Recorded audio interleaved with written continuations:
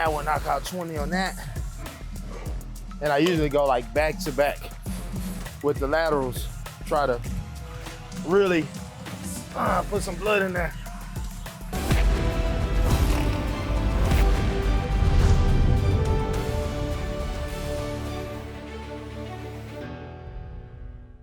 Started out here with much less equipment than it has now, but the owner has done a really, really good job of having a good mix of powerlifting and bodybuilding equipment.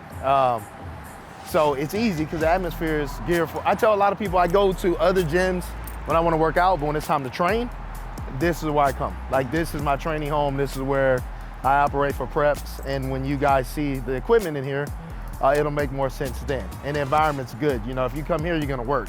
So let's knock some chest out. Actually, I think we may do shoulders. But we're gonna see. We'll see. I think we're gonna do shoulders.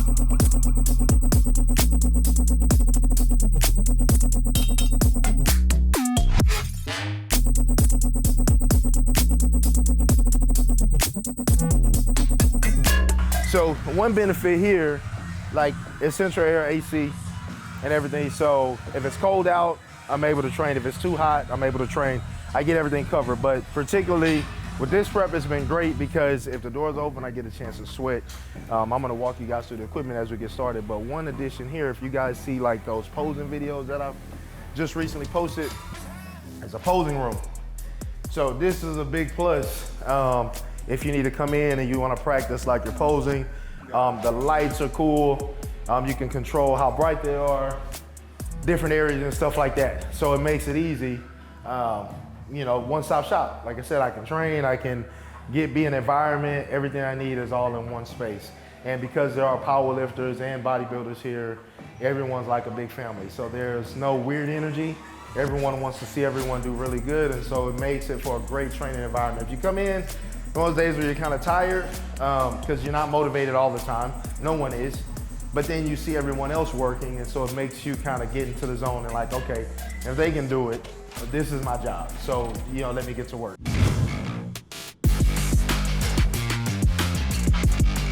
With this, what I like about it is it has a lot of different options. This seat moves forward, backwards.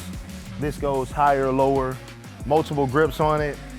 This can change, right, depending on how high. Your arm length. Yeah, your arm length. And then back here, you can either have it separate, where they go individually, or you can take this bar and put it in between here, and then both of them come up. So it's really, really nice piece of equipment. So this one is chest press or incline press, shoulder press. This one's for a chest press or decline also. But we like to call this one the humbler because the weight on here doesn't necessarily feel like the weight. It actually feels a lot heavier.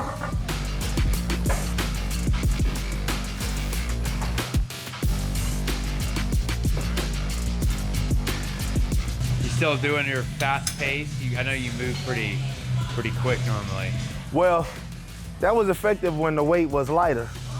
Getting a little weight now? Yeah, now that I'm putting some weight on there, it's gonna be a little bit slower pace. Still, intensity is still up, but of course, you have the heavier weight, you need a little bit more of a rest time in between.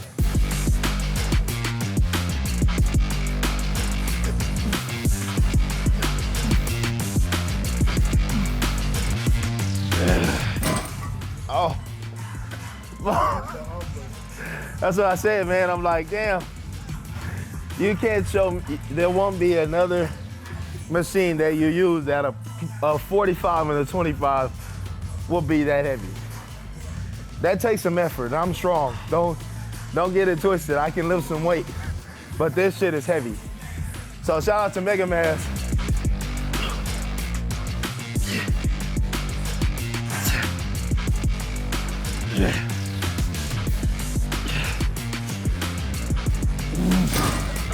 Ooh. Ooh. That's nasty. That's just 2 plates, guys. How different is training right now for you? Man, everything is geared for mass right now. And the good thing is, I do revisit muscle groups during the week for the detail. So for instance, I'm very happy with the improvement in my legs and my back, but I haven't posted anything with my legs or whatever, because I'm waiting till show day. I mean, that's when it matters the most anyway. But I've been able to get some mass and thickness in my back from lifting heavy, but still I'll revisit it on the second day to work on detail and actually bringing a well-developed physique, not just more muscle to the stage. So, get it, my last name's Moore muscle. Oh, there you go. That's a dad joke.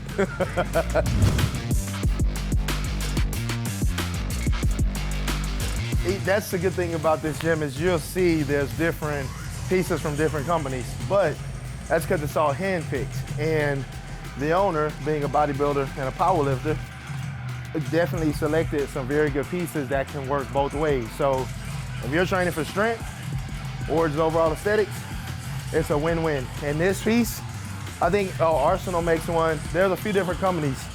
This one is the heaviest I've ever used. You guys see it's just a 10-pounder on there.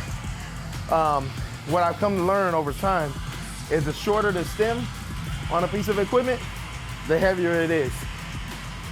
Go try to disprove that theory.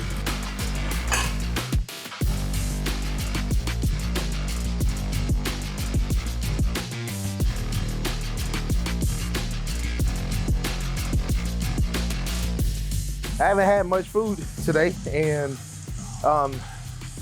subsequently the other days leading up, I haven't had any high days, and my body is just responding to keeping the weight heavy, I think, all this time.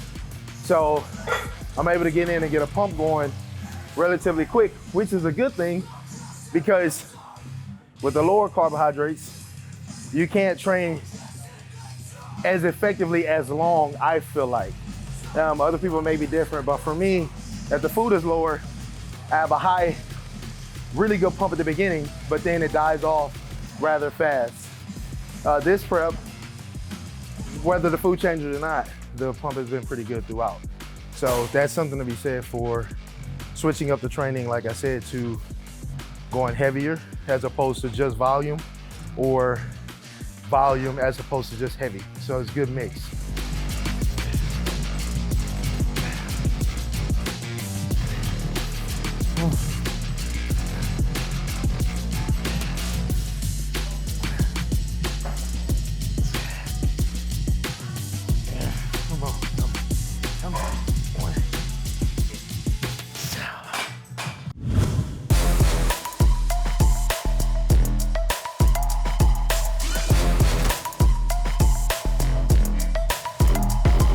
So now we'll knock out 20 on that. And I usually go like back to back with the laterals. Try to really put some blood in there.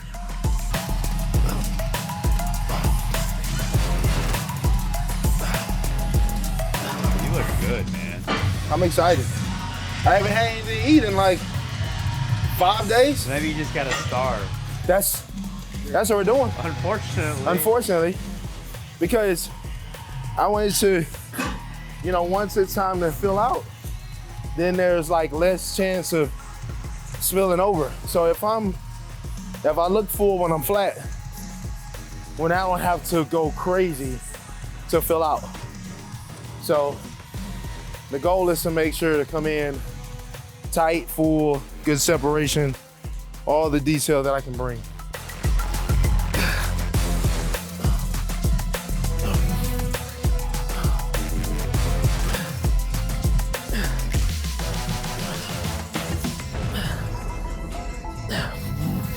$60-pounders. So you're doing like that's a pretty heavy lateral raise.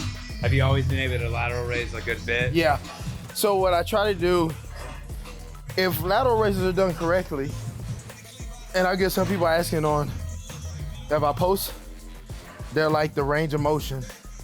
A proper lateral raise is your hands are down to your side, and you just kind of go to the side, right? Naturally. You don't try to deviate in the shoulder position. So if you're doing it correctly, you won't be able to go up very high. Only way you can go up higher is if you actually rotate your shoulder and you go up this way, or if you use your traps. So when I get the lighter weight, what I'll do is I'll practice on isolating by relaxing my traps. So I'll let the weight hang for a second and completely depress. And then I'll just drag it up. And then this way, there's no other muscle involvement. Now, once you get heavier, like with these 60s, there's gonna be some trap involvement because it's natural for the body to kick in and assist to try to move the load. You just have to make sure you're not swinging a lot. So I'll lean forward to take the swing out, and then I just operate in this range. Just very low, so then it's all tension here, and I can try to keep the traps out as much as possible.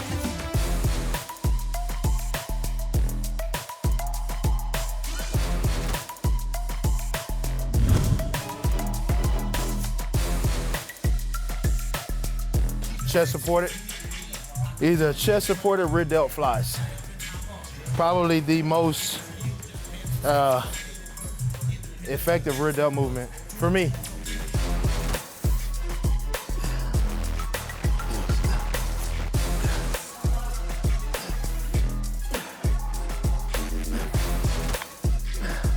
Trying to have those 3D delts, man, that rear delt is important. And this allows for really good free range. I prefer these over the peg deck or reverse fly because I'm not in a fixed position where my hands are stuck. Here, whatever my natural range is, I can just roll, you know, the dumbbells do it for you. So having chest supported, it allows me to let my rear delts hang away from my lats so that I don't get my back involved. So I just let them stretch, hang for a minute, and then just pull right into the rear delt.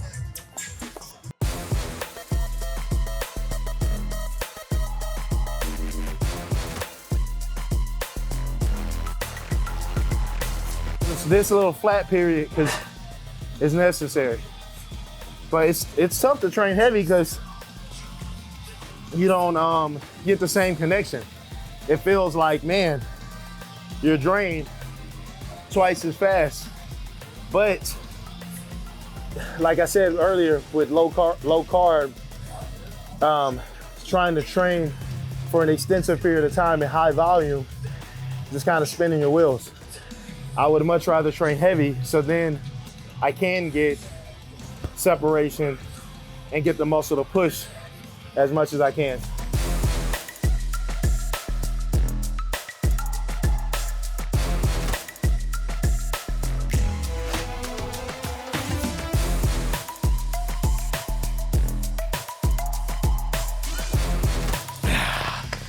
Oh man. There's proof that a pack of rice doesn't go very far. Well guys, that wraps it up. Got some good lifts in, some heavy weight, which is on par for where I'm at right now. I actually have to come back later for another session of cardio. I appreciate you guys coming out, having a meal with me, taking some time to come check out a little bit of training, my new home gym here at Texas Iron Republic. And I look forward to seeing you guys back again. Hit that subscribe button down below, and we'll make sure to keep you posted with any updates. IFBB Pro Patrick Moore, signing out.